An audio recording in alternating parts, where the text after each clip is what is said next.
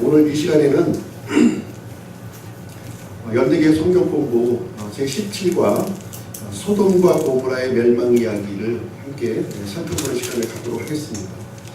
아마 소돔과 고모라의 이야기는 많이 들었던 그런 내용일 것입니다. 오늘 하나님께서 성경에 기록한 이 내용을 기초로 해서 소돔과 고모라의 멸망이 어떤 식으로 진행되었는지 그 내용을 함께 살펴보도록 하겠습니다.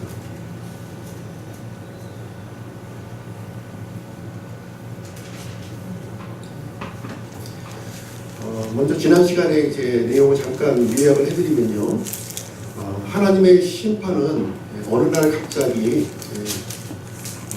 이렇게 임하는 것처럼 보이지만 사실 이제 단계적으로 이렇게 진행이 되고 있습니다. 갑자기 임하는 것은 악한 자에게 갑자기 임하는 것이고요. 하나님께서는 미리 전조가 되는 그런 내용들을 먼저 보여주시고 이 단계별로 이렇게 진행해 주신다는 것을 우리가 알 수가 있습니다. 하나님께서는 이 심판에 대해서 이렇게 모면할 수 있는, 구출받을 수 있는 그런 기회를 우리에게 허락하셔요. 그래서 긍휼을 베풀어 주시고 회개할 기회를 주신다는 겁니다. 그러나 끝까지 하나님의 긍휼함을 무시하고 받아들이지 않을 때에 하나님께서 심판하신다고 하는 내용을 우리 성경 기록을 통해서 우리는 살펴볼 수가 있습니다. 하나님께서는 이제 아브라함의 이제 믿음을 보시고 아브라함을 이제 구원해 주셨어요. 하나님의 말씀을 믿었고요. 아브라함은 하나님께서는 이 아브라함의 믿음을 이제 의로 여기셨다 이렇게 기록을 하고 있습니다. 아브라함이 하나님을 위해서 어떤 행위를 해서 이렇게 의를 얻은 것이 아니라 하나님을 믿음을 통해서 이제 하나님의 의를 이렇게 소유하게 되는 일을 여기서 기록을 하고 있어요. 이 창세기 기록은 지금부터 약 3,500년 전에 지금 사건입니다. 굉장히 오래전에 기록되었고 이 아브라함이라고 하는 이 사람이 하나님의 말씀을 믿었다고 기록을 하고 있습니다. 그래서 이 아브라함을 통해서 모든 민족이 복을 받게 되는 일이 이제 발생하게 된 거예요. 그 내용이 갈라디아서 3장 8절 말씀이 있는데요. 한번 보시도록 하겠습니다. 신약성경 갈라디아서 3장 8절.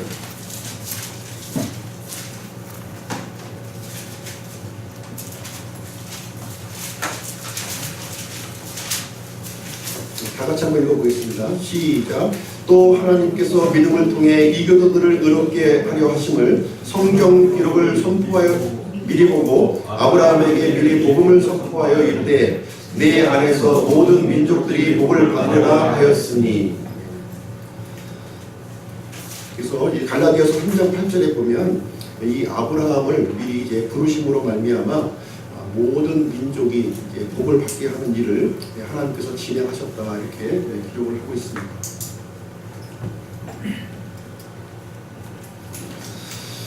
동성연애를 어떻게 생각하십니까? 동성연애. 요즘에 이제 보면은 이 동성연애를 삶의 방식 중에 하나로 이렇게 받아들여지고 있는 그러한 시대에 우리는 살고 있습니다. 삶의 한 패턴 중에 하나다 이렇게 주장을 하고 있는 것이고요. 특별히 이제 성소수자들을 이제 보호해야 된다 이렇게 주장을 하고 있습니다. 그래서 나온 법이 무엇이냐면 차별금지법이라고 하는 법이에요. 이 차별금지법은 지금 이제 전 세계적으로 이제 살펴볼 때 지금 20개국이 합법적으로 이렇게 받아들였습니다. 이 차별금지법은 사실 이제 동성연애를 이제 허용하는 법이 되겠습니다. 동성연애를 이제 허용하는 법을 이제 발의를 하고 통과를 하려면 통과가 안 되겠죠. 근데 이 동성연애를 이 차별금지법이라고 하는 것으로 이제 포장을 해서 이렇게 지금 진행을 하고 있는 것입니다. 이 동성연애는 이제 삶의 방식의 한 패턴 중에 하나이기 때문에 어느 누구로부터 차별받아서는 안 된다는 거예요.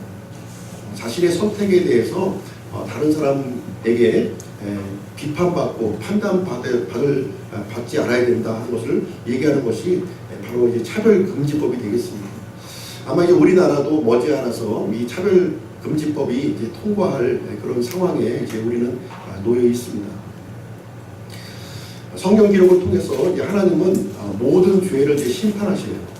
이 죄라고 하는 것은 겉으로 볼 때는 이렇게 관능적이고 이제 쾌락적으로 이렇게 우리에게 다가오지만 그 결과가 고통, 슬픔, 절망, 좌절, 파멸로 이끈다고 하는 사실을 우리가 살펴볼 수가 있어요.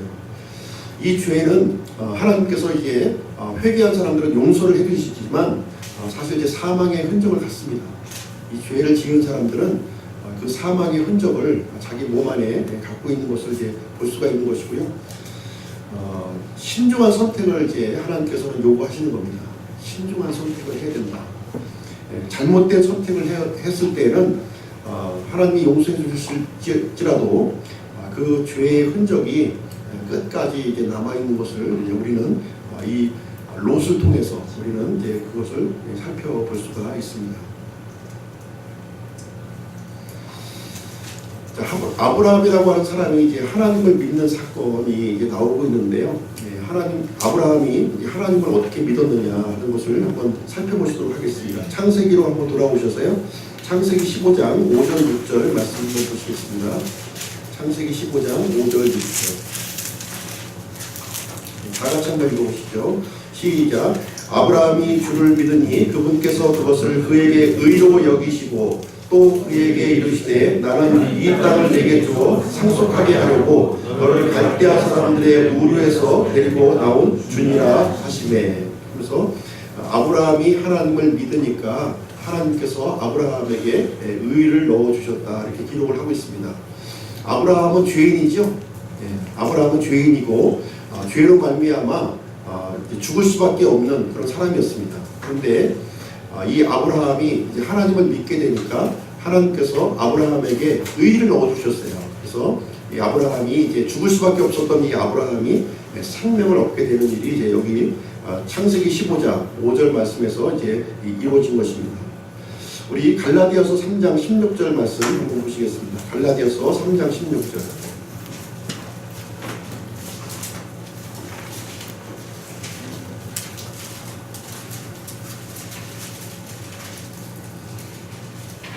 다 같이 읽어보시죠. 시작. 이제 그 약속들은 아브라함과 그의 씨에게 하신 것들인데 그분께서 여럿을 가리키며 씨들이라 하지 아니하시고 하나를 가리키며 네 씨에게 하시나니 이 씨는 그리스도 씨니라. 구약 성경의 기록은 이 신약 성경에서 이제 해석을 해주고 있어요. 구약 성경에 기록된 뜻이 무엇을 의미하는지 그 뜻을 우리에게 알려주고 있습니다. 하나님께서는 이제 아브라함의 씨와 이렇게 약속을 맺으셨다 이렇게 기록을 하고 있어요. 그래서 아브라함 안에 많은 민족들이 이제 복을 얻도록 이렇게 말씀해 주셨는데 하나님께서 이제 맺으신 그 약속의 대상이 아브라함과 그의 씨에게 하신 것이다 이렇게 얘기를 하고 있습니다. 아브라함의 씨를 여럿이라 하지 아니하고 이제 단수로 사용하셨다 이렇게 기록하고 있는데요. 이 단수인 그 아브라함의 씨는 바로 이제 그리스도라고 우리에게 지금 이제 신약 성경을 통해서 알려주시고 있는 거예요. 곧 아브라함의 씨 예수 그리스도를 통해서 온 민족이 이제 구원받을 그 일을 이때 하나님이 이제 약속을 이제 하시는 그런 내용이 이제 되겠습니다. 그래서 아브라함은 모든 그 사람들이 이제 하나님을 거부했고 하나님의 말씀을 이제 받아들이지 않았지만 이 아브라함은 하나님의 약속의 말씀을 이렇게 믿었다 이렇게 하고 있습니다. 그래서 이 하나님께서는 이 아브라함을 이제 하나님께 이제 받아들여 주신 거예요. 그렇게 하시고 이 아브라함의 씨를 통해서 모든 많은 민족들이 이제 구원을 받으실 것 그것을 지금 결정하셨다는 내용이 이 구절의 내용이 되겠습니다. 창세기 17장 1절부터 5절 말씀 한번 보겠습니다. 창세기로 돌아오셨어요? 창세기 17장 1절부터 5절.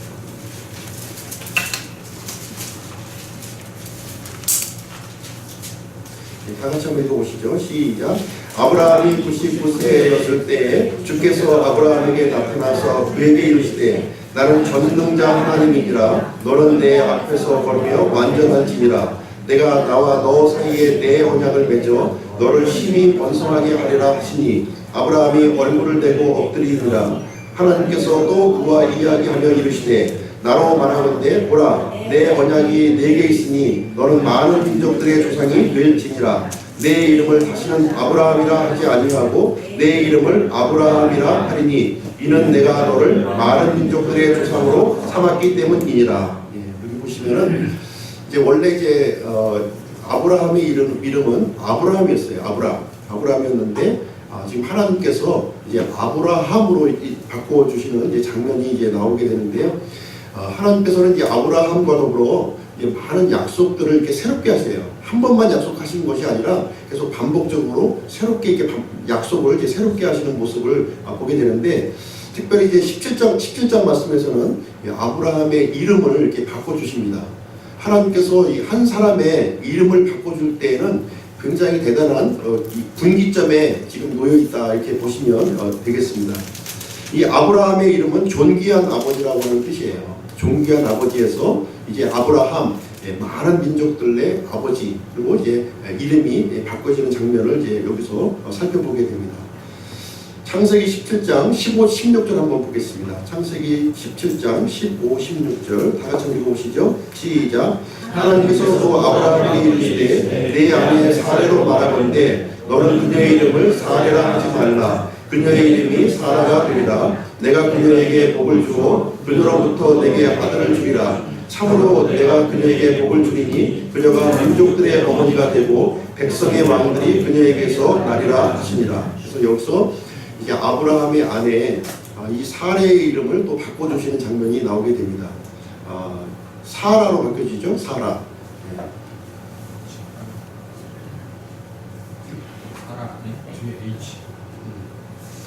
사레에서 이제 사라로 이제 바뀌어집니다. 사레는 공주라는 뜻이었죠. 공주. 근데 이제 많은 민족들의 어머니로 이제 이름이 이제 바뀌어지는 장면이 이제 발생이 됩니다.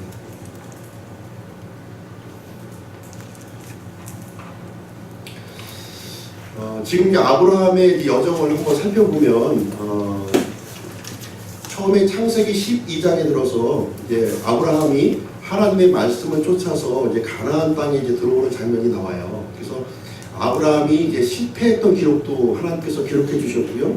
아브라함이 성공했던 기록도 이렇게 해 주셔요.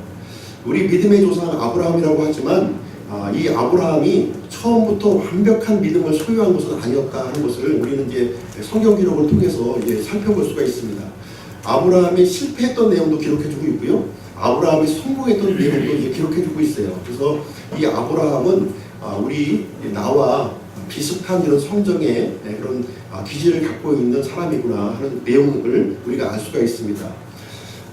아브라함이 이제 성공했던 내용을 한번 살펴보면요. 가나안 땅에 이제 들어온 것, 하나님의 말씀을 쫓아서 가나안 땅에 이렇게 들어온 것은 아브라함의 이제 믿음의 성공에 해당되는 부분이 되겠습니다.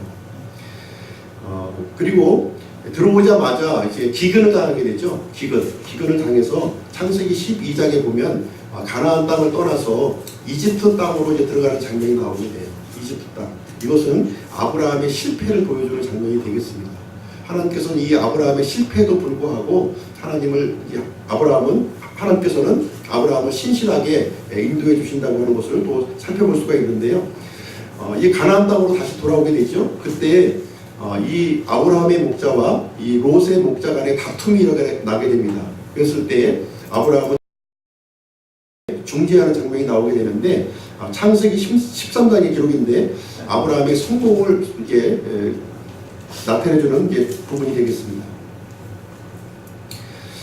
그리고 이제 조카 롯이 이제 북방의 왕으로부터 이제 포로로 잡혀가는 일이 이제 발생하게 돼요. 그때 이제 아브라함이 집에서 길리운 318명의 이제 병사를 이끌고 조카 롯을 이제 구출해 오는 장면이 나오게 되는데 이것은 이제 아브라함의 성공을 이제 기록한 장면이 된다 이렇게 볼 수가 있겠습니다. 우리 지금 읽은 이제 창세기 17장의 그 앞부분에 보면은 이제 아브라함이 이제 또 어떤 일이 이제 기록이 되어 있냐면 하나님께서 아브라함에게 씨를 이렇게 주시겠다고 약속을 하니까 바다의 모래와 같이 하늘의 별과 같이 이렇게 씨를 주시겠다고 약속하니까 이제 아브라함은 이제 그 하나의 묘책을 이제 생각을 해냅니다. 그 묘책이 무엇이냐면 이제 사례의 종이죠. 사례의 종 하갈을 통해서 이 자손을 얻으려고 하는 이제 그런 일을 이제 시도를 하게 돼요.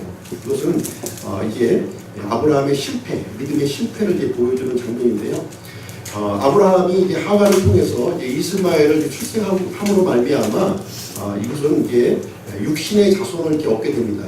그런 거로 말미암아 이 이스마엘과 이 약속의 자손인 롯과 끊임없는 다툼 속에 이제 놓여 있는 장면들을 우리는 또 살펴볼 수가 있는 것입니다. 그래서 아브라함은 이렇게 실패했던 그런 믿음의 실패를 보이기도 했고요, 믿음의 성공적인 부분을 이제 보이기도 했다 하는 내용을 이제 우리에게 보여주고 있습니다. 그럼에도 불구하고 이제 하나님께서는 이제 아브라함에게 이제 사례를 통해서 내 아내 사례를 통해서 이제 아들을 주겠다는 약속을 이제 해주시게 되는데, 창세기 17장 말씀 한번 보시겠습니다. 창세기 17장 17절. 같이 읽죠. 시작. 그때 아브라함이 얼굴을 내고 엎드려 웃으며 마음속으로 이르되 100세인 사람에게 아이가 태어날 수 있으리요 90세인 사라가 낳을 수 있으리요. 하나님께서 이제 100세가 된 아브라함에게 이제 아들을 주겠다고 하니까 이제 아브라함이 이제 웃어요. 웃는 이유가 뭐냐면 이제 85세 때에 사실 이제 이스마엘을 낳습니다. 이스마엘을 낳은 나이가 85세예요. 85세에 이 여종을 통해서, 사례의 여종 하갈을 통해서 이제 아이를 낳았는데 바로 이스마엘이에요.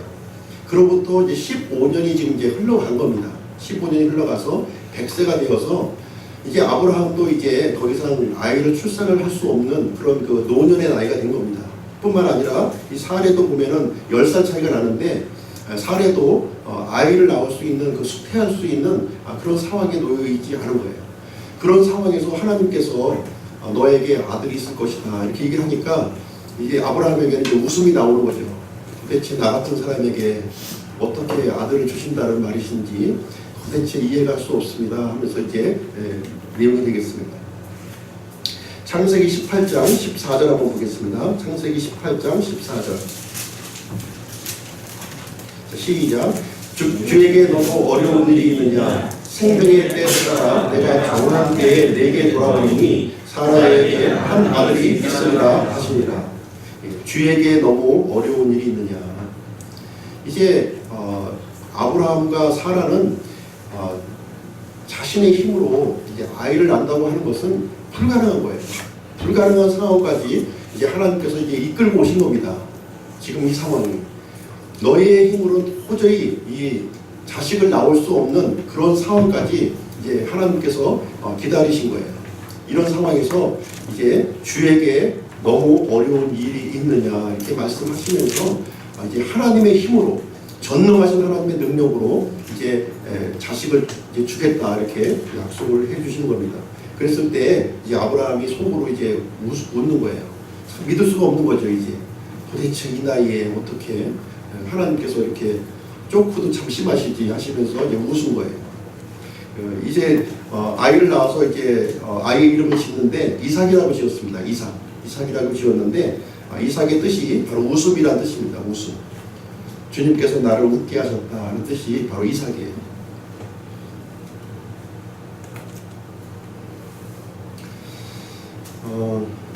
우리 창세기 18장 20절 21절 한번 보겠습니다. 창세기 18장 20절 21절 다 같이요.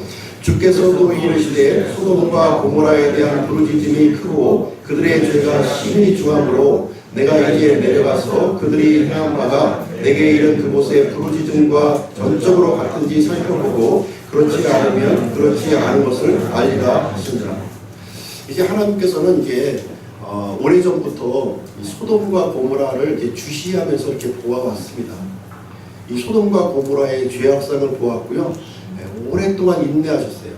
그 심판을 유보하시고 또 유보하시고 이 소돔과 고모라에 있는 사람들이 하나님 앞에 돌아올 수 있도록 많은 기회를 이렇게 제공을 해주었어요. 마침내 이제 이 소돔과 고모라라고 하는 이 두 도시를 심판하시기로 이렇게 결정을 하신 것입니다. 하나님께서 이제 두 천사와 함께 이 땅으로 내려오셨어요. 두 천사와 함께. 보통 이제 두 천사와 함께 이렇게 내려왔다고 이렇게 보게 되면은 중대한 결심을 이제 했다는 것을 이제 우리는 살펴볼 수가 있습니다.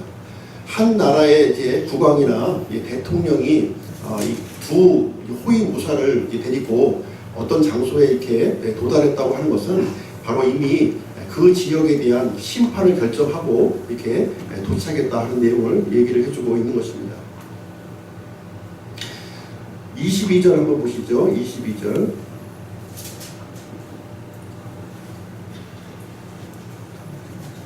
예, 22절. 그 남자들은 거기서 얼굴을 돌려 소돔을 향해 갔으나 아브라함은 여전히 주 앞에 서 있더라. 그래서 두 남자라고 하는 것은 이제 두 천사를 이제 의미하고 있는 것이고요.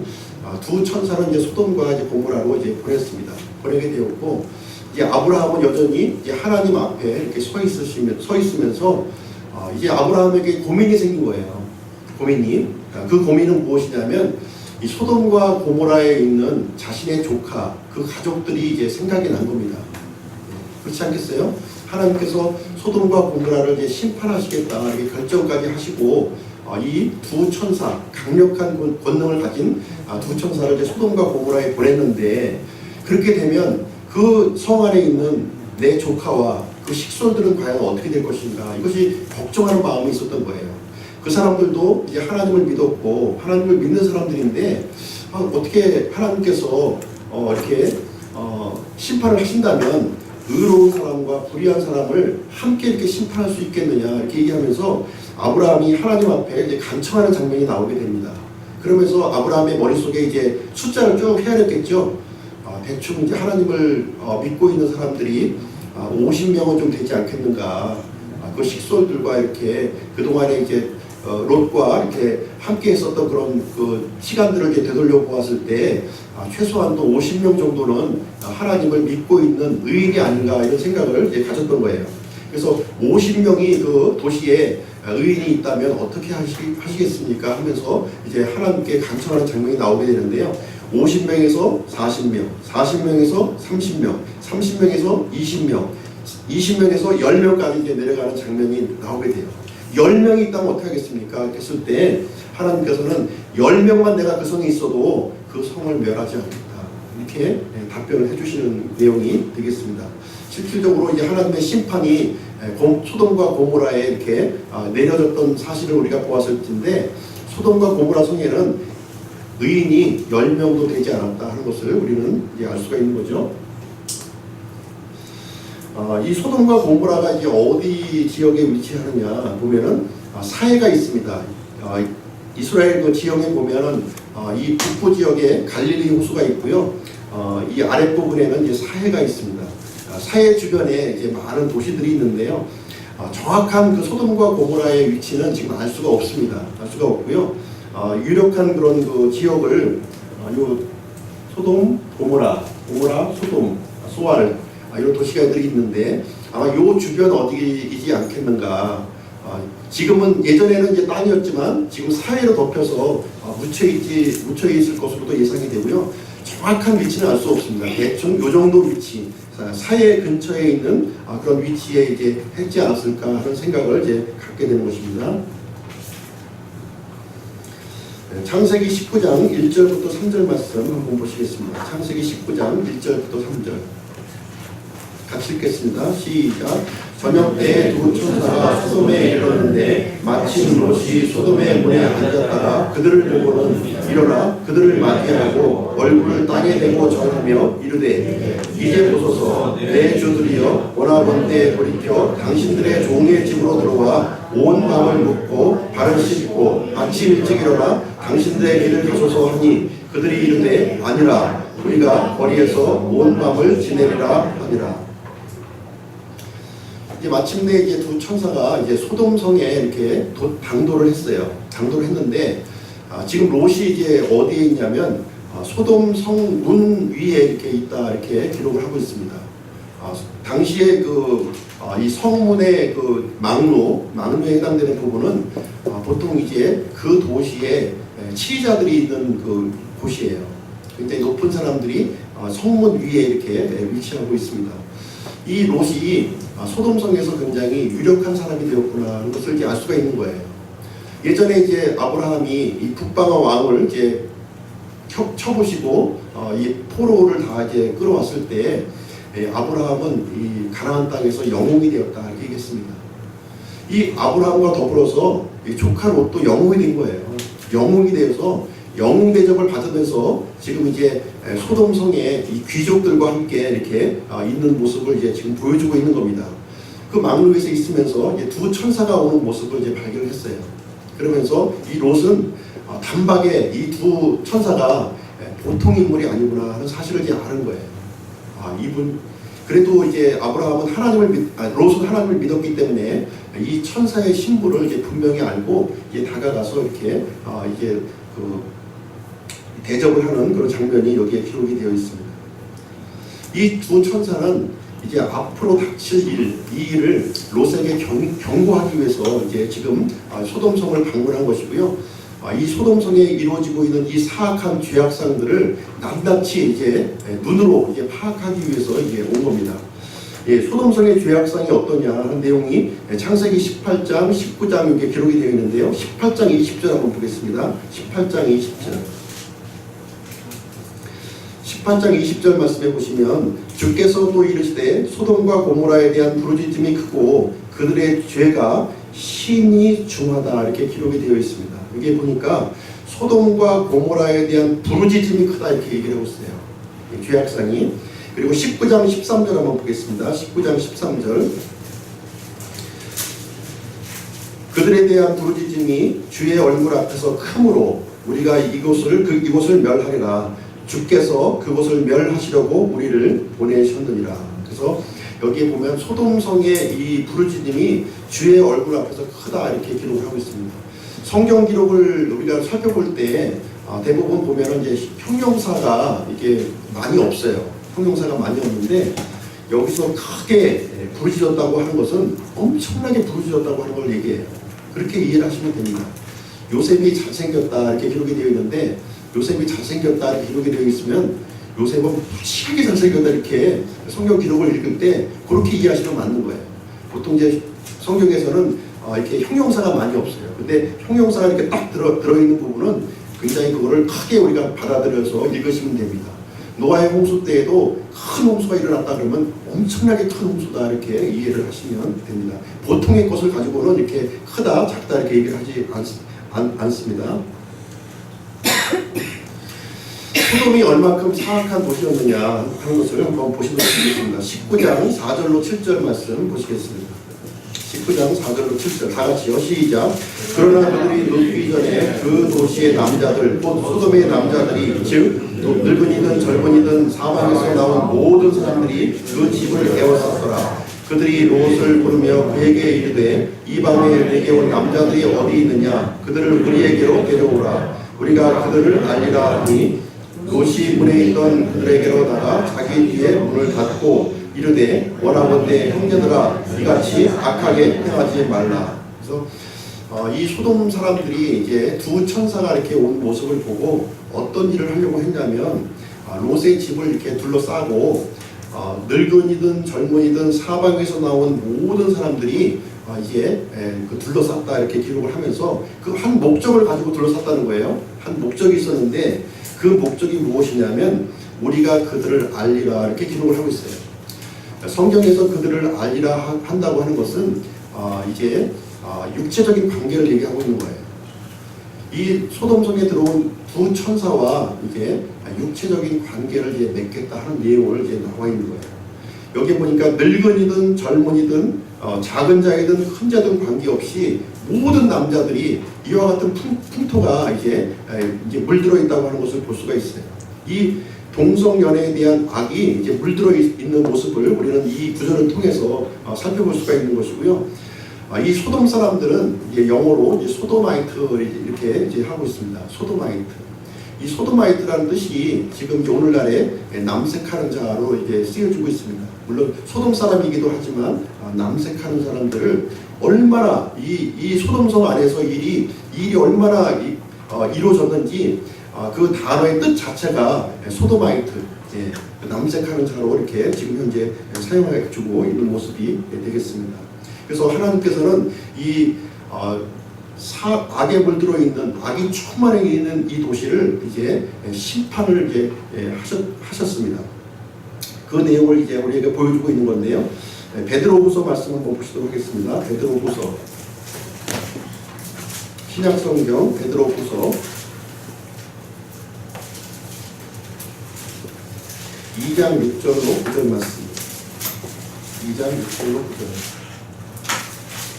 다 같이 읽어보죠. 시작. 소돔과 고모라의 도시들을 뒤엎으심으로 정죄하사 제가 되게 하여 그 뒤에 경건치 아니하게 살 자들에게 본보기로 삼으셨으며 사악한 자들의 더러운 행실로 인해 괴로움을 받던 외로운 롯을 건져내셨으니 이는 저 의로운 사람이 그들 가운데 거하며 그들의 불법 행위를 보고 들으면서 날마다 자기의 의로운 손을 괴롭게 하였기 때문이니라.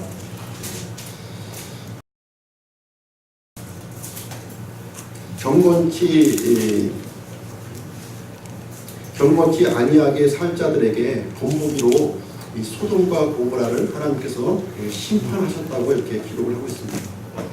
롯은 하나님을 믿는 사람이었어요. 하나님 믿는 사람임에도 불구하고 지금 이제 소돔 땅에 거하면서 소돔성에 거하면서 이 괴로워했다고 기록하고 있습니다. 괴로워했다고 기록했어요. 처음에 롯이 이제 소돔성에 처음 들어간 건 아니었죠. 그 근처 이제 평야에 이제 있었지만 점차적으로 이제 롯은 소돔성 안으로 깊숙이 이제 들어가 있었고 또 그 사람들로부터 존경받는 그런 위치에 살면서 이 마음속으로는 굉장히 이제 갈등을 많이 일으켰다는 것을 볼 수가 있습니다. 하나님의 사람으로서 이렇게 살아서는 안 되는데 하는 그런 갈등을 가지고 이제 살았던 거예요. 아마 이유는 많이 있었겠죠. 이유는 우리 아이들이 좀 이렇게 문화생활을 좀 이렇게 또 하고 또 공부도 시켜야 되고 또 이 아이들이 또 이렇게 필요한 것들을 또 충족하기 위해서는 소돔성이 이제 필요하다고 생각했을 겁니다. 예. 물론 하나님의 사람으로서 믿음을 따라가는 것이 이제 맞겠지만 그러함에도 불구하고 내 아이와 내 아내를 위해서 소돔성을 어쩔 수 없이 이렇게 선택을 이제 했고 또 마음속에는 굉장히 심각한 이제 갈등 속에 이렇게 놓여 있었다고 하는 것을 우리는 이 말씀을 통해서 살펴볼 수가 있는 거예요. 오늘날에 믿는 사람들도 마찬가지의 경우가 많이 있습니다. 하나님을 믿고 있으면서 이렇게 하나님을 믿지 않는 그런 곳에 거주하면서 갈등을 일으키면서 살아가고 있는 사람들이 대단히 많이 있는데요. 롯의 선택은 이제 잘못된 선택이었다고 하는 사실을 우리는 분명히 알 수가 있죠. 눈에 볼 때 가장 좋은 땅을 이렇게 선택했지만 믿음의 눈으로 보았을 때는 나쁜 선택을 지금 했다는 모습을 우리가 알 수가 있습니다. 우리 성경 말씀을 좀 찾아볼 텐데요. 한번 에레미야 한번 보겠습니다. 에레미야 23장. 에레미야 23장 24절.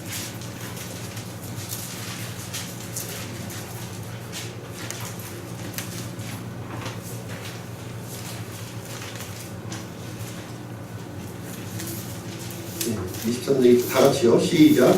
주가 말하노라. 어느 누가 내가 보지 못하도록 자신을 은밀한 곳에 숨길 수 있느냐. 주가 말하노라. 내가 하늘과 땅을 가득 채우지 아니하느냐. 우리 에스겔서 한번 더 보겠습니다. 에스겔서 좀 뒤로 넘기셔서요. 에스겔서 16장 49절 50절.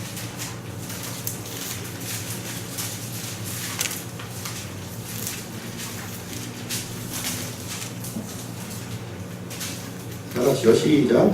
보라, 내 자매 소돔의 불법은 이것이니 곧 그녀와 그녀의 딸들 아래에 있는 교만과 빵의 풍족함과 게으름이 많은 것이라. 그녀가 가난한 자와 궁핍한 자의 손을 강하게 하지 아니하였고 또 그들이 거만하여 내 앞에서 가증한 짓을 행하였느니라. 그러므로 내가 선하게 여긴 대로 그들을 제거하였느니라. 유다서 한번 보겠습니다. 유다서 요한서신서 다음에 있습니다.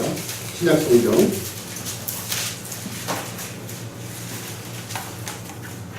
1장 7절 다 같이요. 이것은 소돔과 고모라와 그것들의 주변 도시들이 같은 방식으로 자기를 음행에 내주고 낯선 육체를 따라가다가 영원한 불로 보복을 당하여 본보기가 된 것과 같으니라. 그래서 이 소돔과 고모라의 도시에서 행해진 이 사건들이 굉장히 아주 나쁜 일이 여기서 벌어졌다고 하는 것을 보여주고 있는데요. 특별히 이제 낯선 육체를 따라가다가 이런 표현이 나오고 있습니다. 낯선 육체.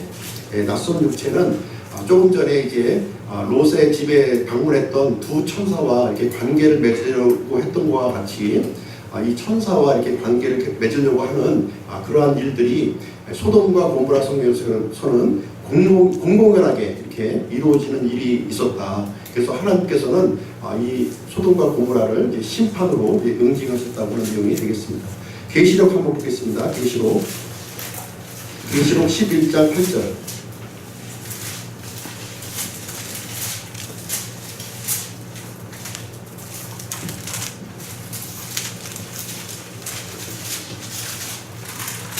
시작.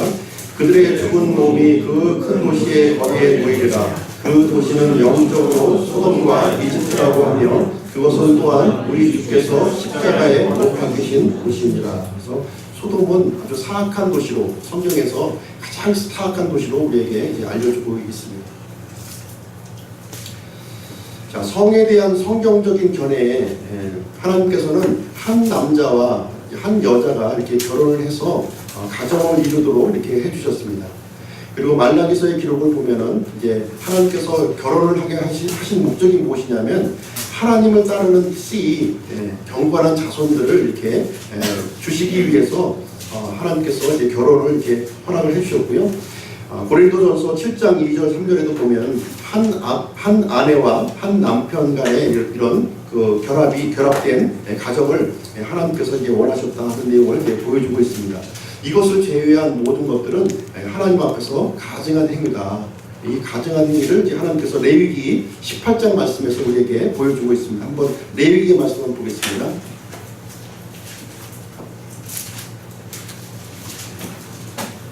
레위기 18장.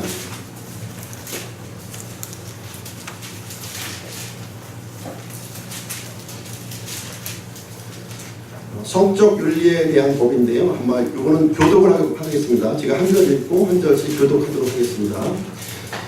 주께서 모세에게 말씀하여 이르시되 이스라엘 자손에게 말하고 그들에게 이르라. 나는 주 너의 하나님이다. 너희는 전에 너희가 거하던 이집트 땅의 행위를 따라 행하지 말며 내가 너희를 데려가는 곳 즉 가나안 땅의 행위를 따라 행하지 말고 또 그들의 그리대로 걷지 말며 너희는 내 나라의 도를 하고 내 규례를 지켜 그 안에서 걸라. 나는 주 너의 하나님이다. 그런즉 너희는 내 법규와 내 판단의 법들을 지킬지니 사람이 그것들을 행하면 그것들 가운데서 살리라. 나는 주니라. 너희 중에 아무도 없은 중에서 가까운 어떤 사람에게 나가서 그들의 벌거벗음을 드러내지 말라. 나는 주다. 너는 네 아버지의 벌거벗음이나 내 어머니의 벌거벗음을 드러내지 말라. 그녀는 네 어머니인즉 너는 그녀의 벌거벗음을 드러내지 말라. 너는 내 아버지의 아내의 벌거벗음을 드러내지 말라. 너는 내 아버지의 벌거벗음이라. 너는 네 누이 곧 집에서 태어났든지 다른 곳에서 태어났든지 네 아버지의 딸이나 내 어머니의 딸의 벌거벗음 곧 그들의 벌거벗음을 드러내지 말라. 너는 내 손자나 내 손녀의 벌거벗음 곧 그들의 벌거벗음을 드러내지 말라. 그들의 벌거벗음은 내 자신의 벌거벗음이라. 네 아버지의 아내가 네 아버지에게서 낳은 딸은 네 누이니 너는 그녀의 벌거벗음 곧 그 벌거벗음을 드러내지 말라. 너는 내 모의 벌거벗음을 드러내지 말라. 그녀는 내 아버지의 가까운 친족 여인이니라. 너는 네 이모의 벌거벗음을 드러내지 말라. 그녀는 네 어머니의 가까운 친족 여인이니라. 너는 내 아버지의 형제 아내에게 나가서 그의 벌거벗음을 드러내지 말라. 그녀는 내 손녀야. 너는 네 며느리의 벌거벗음을 드러내지 말라. 그녀는 네 아들의 아내이니 너는 그녀의 벌거벗음을 드러내지 말라. 너는 내 형제 아내의 벌거벗음을 드러내지 말라. 그것은 내 형제의 벌거벗음이야. 너는 어떤 여인과 그녀의 딸의 벌거벗음을 드러내지 말며 또 그녀의 손녀나 외손녀를 취하여 그녀의 벌거벗음을 드러내지 말라. 그들은 그녀의 가까운 친족 여인이니 그것은 악행이니라. 너는 한 여인이 살아있을 동안에 그녀의 자녀를 아내로 취하여 그녀를 괴롭히지 말고 그녀의 벌거벗음을 드러내지 말라. 또 너는 어떤 여인이 자기의 부정함으로 인하여 분리되어 있을 때 그녀에게 다가가서 그녀의 벌거벗음을 드러내지 말라. 또 너는 내 유세 아내와 육체적으로 함께 누워 그녀와 함께 내 자신을 더럽히지 말라. 너는 결코 내 시 중에 하나라도 몰렉을 위하여 불 가운데 지나가게 하지 말고 내 하나님의 이름을 욕되게 하지 말라. 나는 주니라. 너는 여자와 함께 눕는 것 같이 남자와 함께 눕지 말라. 그것은 가증한 것이다. 너는 어떤 짐승과 함께 누워 그 일로 네 자신을 더럽히지 말며 어떤 여자도 짐승 앞에 서서 그것을 향해 눕지 말라. 그것은 혼돈이니라. 너희는 그것을 영원하고 너희 자신을 더럽히라. 내가 너희 앞에서 쫓아내는 이 모든 민족들이 이 모든 것들로 더럽게 되었고 그 땅도 더럽게 되었나니 그러므로 내가 그 땅의 불법을 그 땅에서 벌하고 그 땅도 스스로 자기 거주민을 토하여 내느니라. 그런즉 너희고 너희 민족의 속한 자나 너희 가운데 머무는 한국인은 내 법규와 내 판단의 법들을 지키고 이 가증한 일들 중에 하나도 행하지 말지. 너희 전에 있던 그 땅의 사람들이 이 모든 가증한 일을 행하여 그 땅이 더럽게 되었느니라. 이것은 너희가 그 땅을 더럽힐 때 그 땅이 너희 전에 있던 민족들을 패는 것 같이 또한 너희를 패내지 못하게 하였으니 누구든지 이 가증한 일들 중에 하나라도 행하는 자 곧 그것들을 행하는 혼들은 자기 백성 가운데 끊어지리라. 그러므로 너희는 내 규례를 지켜서 너희가 있기 전에 그들이 행하던 이 가증한 법들 중에 어느 하나라도 행하지 말라. 너희 자신을 그것으로 더럽히지 말라. 나는 주 너희 하나님이다. 하나님께서 분명하게 성경 한 장을 할애해서 우리에게 이 경고를 해주셨어요. 성적 윤리에 대한 분명한 법을 우리에게 이제 알려주셨습니다. 하나님께서는 이제 롯과 이제 그의 가족을 이런 그 하나님의 심판 가운데서 이제 구출하셨다 이렇게 기록을 하고 있는데요. 우리 창세기 19장 말씀 한번 보겠습니다. 창세기 19장. 창세기 19장 10절로 17절.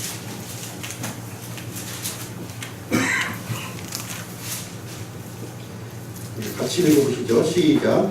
그러나 그 남자들이 자기들의 손을 내밀어 롯을 집으로 자기들에게로 끌어들인 뒤에 문을 닫고 작은 자든 큰 자든 그 집 문에 있던 남자들을 다쳐서 눈을 멀게 하니 이에 그들이 문을 찾느라 힘들어하더라. 그 남자들이 롯에게 이르되 여기에 내게 속한 자가 더 있느냐? 사위나 네 아들들이나 네 딸들이나 이 도시 안에서 내게 속한 것은 무엇이든지 그것들을 이곳에서 가지고 나가라. 그들에 대한 부르짖음이 주의 얼굴 앞에 크므로 우리가 이곳을 멸하리라. 주께서 그곳을 멸하시려고 우리를 보내셨느니라 하매 롯이 나가서 자기의 딸들과 결혼한 사위들에게 말하여 이르되 주께서 이 도시를 멸하실 터이니 너희는 일어나 이곳을 떠나라 하였으나 그의 사위들은 그를 농담하는 자로 여겼더라. 아침이 되매 그 천사들이 롯을 재촉하여 이르되 일어나 여기 있는 네 아내와 두 딸을 데려가라. 이 도시의 불법 가운데서 내가 소멸될까 염려하노라 하였으나 그가 망설임에 그 남자들이 그의 손과 그의 아내의 손과 두 딸의 손을 잡았더라. 주께서 그에게 긍휼을 베푸셨으므로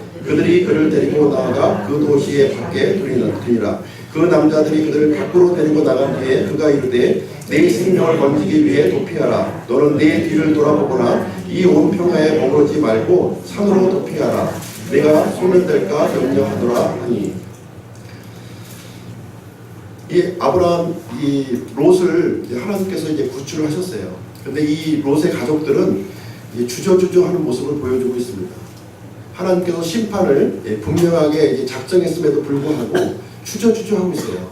뭔가 미련을 이제 갖고 있는 모습을 이제 보여주고 있습니다. 이 롯은 이 영적인 무감각 상태에 이렇게 놓여 있는 모습을 이제 보여주고 있는 거예요. 아내와 딸들을 이제 제대로 이끌지 못했습니다. 특히 이제 이 사위들에게 이 하나님의 심판을 이렇게 전하니까 사위는 이제 이 장인의 말을 농담으로 여겼다 이렇게 기록을 하고 있습니다. 어떻게 이제 이 장인이 사위한테 보였으면 장인이 하고 있는 이 말을 이제 농담으로 이렇게 여겼겠어요. 그럼에도 불구하고 이제 이 천사들을 이제 통해서 이 롯의 가족들을 이제 이끕니다. 그래서 아마 롯에게는 4명의 딸이 있었다고 생각이 되는데요. 결혼한 2딸이 있었고 결혼하지 않은 이제 2딸이 있었어요. 근데 결혼한 2딸은 사위와 함께 그 성에 머물기로 아마 이제 작정을 한 것 같고 2딸만 이제 롯과 롯의 처와 이렇게 이제 탈출을 하게 되는 장면이 이제 보이게 되는데 이때 이제 주저주저 하니까 이 2 천사가 이 사람들을 양쪽 손에 붙잡고 그 성에서 이제 나가는 장면이 이제 손에 손을 붙잡고 이제 가는 장면이 이제 보여지게 됩니다. 마침내 이제 그 롯이 소돔을 빠져나온 그 순간, 그 시점에서 이제 소돔과 고모라 성을 불과 유황으로 이제 심판을 하시게 됩니다. 노아 시대에는 이제 물로서 이제 땅을 심판하셨고요. 지금 이제 소돔과 고모라 성은 이제 불로서 지금 이제 심판을 하시는 장면을 보여주시면서 경건치 아니하게 살 자들에 대한 이런 본보기로 이렇게 삼아 주셨습니다. 하나님은 지금도 이제 변함이 없으셔요. 예전이나 지금이나 변함이 없으시고요. 죄를 찾으시며 죄를 미워하시는 분이시고 죄를 심판하시는 그런 분이십니다. 지금 이제 그 소돔과 고모라 이 사해 인근에 보시면 이렇게 인공적인 구조물들이 이렇게 있습니다. 지금은 이제 많이 이제 그 형태를 알아볼 수 없는 불과 유황으로 완전히 화산재로 뒤덮여 있기 때문에 이게 만지는 순간 이것이 다 부서져 버려요. 싹 부서져 버리는데 이 인공적인 구조물들이 이제 남아 있다는 거예요. 아직까지 화산재에 덮인 채로 지금 아직까지 남아 있죠. 문이라든가 이런 그 화산재로 덮인 지층들 이렇게 이런 흔적들이 아직 남아 있는 모습을 이제 보여주고 있습니다. 이 그 사회 인근에는 그 유황이 이제 나오질 않아요. 유황이 나오질 않는데 성경 기록에 보면 하나님께서 유황으로 이 소돔과 고모라 성을 이제 심판했다고 이제 나와 있는데 이 유황의 흔적이 하늘로부터 떨어진 유황의 흔적이 여기에 이제 보여 있는 것을 볼 수가 있습니다. 화산재 곳곳에 유황 덩어리가 여기에 이제 묻혀 있는 것이죠. 이와 같이 큰 그 어떤 엄청난 온도에 의해서 이렇게 그 녹아져 버린 그런 모습, 화산재가 이게 쌓여져 있는 그 지층의 모습을 보여주고 있습니다. 당시에 그 화려했던 소돔과 고모라 성이 굉장히 광범위한 지역에 그 건축물이 있었는데 그 건축물들이 다 이제 한 줌의 재로 이제 변해버린 그 심판의 흔적을 우리는 살펴볼 수가 있습니다. 자, 이제 그 롯의 가족들이 쭉 나왔는데 이제 문제는 이제 롯의 처가 되겠죠. 롯의 처가 소금 기둥이 되었어요. 소금 기둥. 창세기 19장 26절 한번 보겠습니다. 19장 26절. 다 같이 한번 읽어보시죠. 그러나 롯의 아내는 그의 뒤에서 뒤를 돌아보았으므로 소금 기둥이 되었더라. 불행하게도 롯의 처는 돌아다 보았다 이렇게 얘기를 하고 있습니다. 너희는 이 온 평야에 머무르지 말고 산으로 도피하고 뒤를 돌아보지 말라고 했는데 롯은 이 명령에 순종하지 않았고요. 뒤를 돌아보았어요. 그래서 소금 기둥이 되었다 이렇게 기록을 하고 있습니다.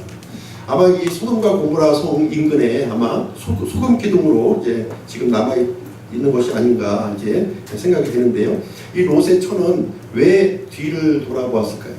이 급박한 상황이잖아요. 지금 두 천사들이 손에 손을 잡고 급하게 지금 이제 밀고 나가고 있는 이런 상황에서 그 롯의 처는 뒤를 이렇게 돌아본 거예요. 뒤를 돌아보는 순간 소금 기둥이 되어버렸는데 왜 롯의 처가 뒤를 돌아보았을까? 참 지금까지 미스터리인데 여러 가지 아마 추측을 해볼 수 있을 겁니다. 그걸 들고 와야 되는데 그 보물단지가 생각날 수도 있고 아마 소돔에 대한 그 문화에 대한 미련이 아마 남아있을 수도 있고 희경이 같으면 악기를 두고 왔는데 이렇게 해서 아마 뒤를 돌아보았을 수도 있을 것입니다. 예, 요 뒤에 보시면 소금 기둥이 된 롯의 처가 있고요. 이제 앞으로 도망쳐 나가는 모습 있습니다. 창세기 19장 28절 29절 한번 보겠습니다. 창세기 19장 28절 29절. 다 같이 시작. 소돔과 고모라와 그 평야의 온 땅 쪽을 쳐다보고 바라보니 보라 그 진앙의 연기가 용광로의 연기처럼 치솟더라. 하나님께서 그 평야의 도시들을 멸하실 때에 곧 롯이 거하던 도시들을 엎어 멸하실 때에 하나님께서 아브라함을 기억하사 그 엎으시는 가운데 롯을 내보내셨더라. 이 아브라함을 이 롯을 이제 구출한 내용을 이렇게 보면은 하나님께서 이제 기록을 해주셨어요. 바로 이제 아브라함의 이 중보기도 덕분에 롯이 하나님께서 롯에게 은혜를 베푸셨고요. 이 심판, 이 극심한 이 땅을 엎어버리는 이 상황에서 롯의 가족을 이렇게 구출했구나 하는 사실을 우리는 알 수가 있는 것입니다. 롯이 뭔가 잘해서 이 딸이 뭐 잘나서 이렇게 구출한 것이 아니라 바로 이 아브라함의 기도 때문에 이 롯의 가족을 하나님께서 돌아보시고 구출했다고 하는 사실을 여기 우리에게 알려주고 있습니다. 하나님은 이제 변함이 없으셔요. 공연히 이제 심판하신다고 했을 때 공연하게 위협하시는 분이 아니시고요. 그리고 자신이 하신 약속은 결코 잊지 않으십니다. 신실하신 하나님이에요. 오늘 아침에도 이제 우리가 살펴보았지만 하나님은 진실하신 분이십니다. 모든 약속을 기억하고 지키시는 분이에요. 그리고 죄값을 전부 치르기 전까지는 결코 쉬지 않으시고 지금도 일하시는 분이시다는 것을 우리에게 알려주고 있습니다. 이 소돔과 고모라 성의 이거는 하나의 어떤 그 전설이나 신화가 아니라 실제 사건을 이제 기록하고 있는 것입니다. 이 사악함이 하늘을 찔렀을 때 하나님께서 여기에 불과 유황으로 심판을 하셨고요. 그 흔적이 지금까지도 남아 있습니다. 노아의 홍수도 실제적인 사건으로서 기록해 주셨고, 바벨탑도 실제의 사건으로 기록해 주셨고, 소돔과 고모라도 실제 사건으로 기록해 주시면서 지금 이 시대에 살고 있는 우리들에게 본보기로 이렇게 기록해 주셨다. 특별히 이제 소돔과 고모라는 이 앞으로 있을 불심판을 이제 우리에게 하나의 예표로 우리에게 알려주시는 그 사건이 되겠습니다. 장차 이제 우리가 눈에 보이는 이 모든 땅들은 불타 없어져 버릴 거예요. 다 불로 소멸시켜 없어져 버릴 겁니다. 우리가 없어져 버릴 것들을 우리가 갖고 있는 것보다는 하나님을 향한 이 믿음을 굳건히 지켜야 된다는 내용을 우리에게 알려주고 있는 내용이 되겠습니다. 하나님은 참새도 귀히 보신다 이렇게 기록을 하고 있습니다. 마태복음 10장에 보시면 참새를 귀히 보시는 하나님께서는 사람은 얼마나 더 귀하게 보시겠습니까? 그렇죠? 사람의 일에 대해서 하나님께서는 깊은 관심을 갖고 계십니다. 지금 이 자리에 계신 한 분 한 분들의 이 삶에 대해서 하나님은 깊은 관심을 갖고 계시는 거예요. 의의 길로, 올바른 길로, 선한 길로, 믿음의 길로 이렇게 걸어가기를 깊은 관심을 가지고 있다는 내용을 우리에게 보여주고 있습니다. 한 사람도 멸망하고 이렇게 이 심판받기를 원치 않으셔요. 하나님의 심판을 이렇게 보고서 이제 하시는 말씀이 하나님은 너무나 잔인하신 하나님이시다. 하나님은 정말 인정사정 없는 하나님이다 이렇게 얘기를 하고 있지만 그분은 성경의 일부분만 이제 보고 있지 않은 겁니다. 성경의 전체적인 내용을 볼 때 하나님은 심판을 내리시기 전에 끊임없이 돌이킬 수 있는 기회를 단계적으로 주셔요. 그럼에도 불구하고 끝까지 그 하나님의 어떤 이런 긍휼하심을 거부하고 외면했을 때 하나님이 심판하셨던 그런 장면을 보여주고 있습니다. 가나안 땅의 이 여호수아를 통해서 이스라엘 민족이 진격할 때 어린아이부터 노인에 이르기까지 다 죽이라고 했어요. 그런 것을 볼 때 하나님은 참 인정사정도 없는 하나님이다 이렇게 얘기를 하고 있지만 하나님께서는 이 가나안 땅에 대해서 400년 동안 기회를 주셨어요. 400년 동안 기회를 주셨음에도 불구하고 이 가나안 민족들이 이 가증한 행위를 하고 이런 악독한 그런 하나님 앞에서 이 추악한 행위를 했다. 그래서 하나님께서는 그 심판을 행하신 거예요. 하나님의 심판은 엄정하게 진행되는 겁니다. 엄정하게, 단호하게 되시는 분이기 때문에 그런 하나님을 우리가 이해할 때 하나님 앞에서 우리가 어떠한 삶을 살아야 되는가, 어떠한 믿음을 가지고 이 땅의 삶을 살아야 될 것인가 하는 것을 우리는 생각해보게 되는 것입니다. 다음 시간에는 이제 아브라함에게 이제 얻었던 유일한 아들 독생자 이 이삭을 번제 헌물로 이제 드리라고 하는 그 사건의 이야기가 이제 있습니다. 그 내용을 한번 공부하시도록 하겠습니다. 기도하고 마치겠습니다.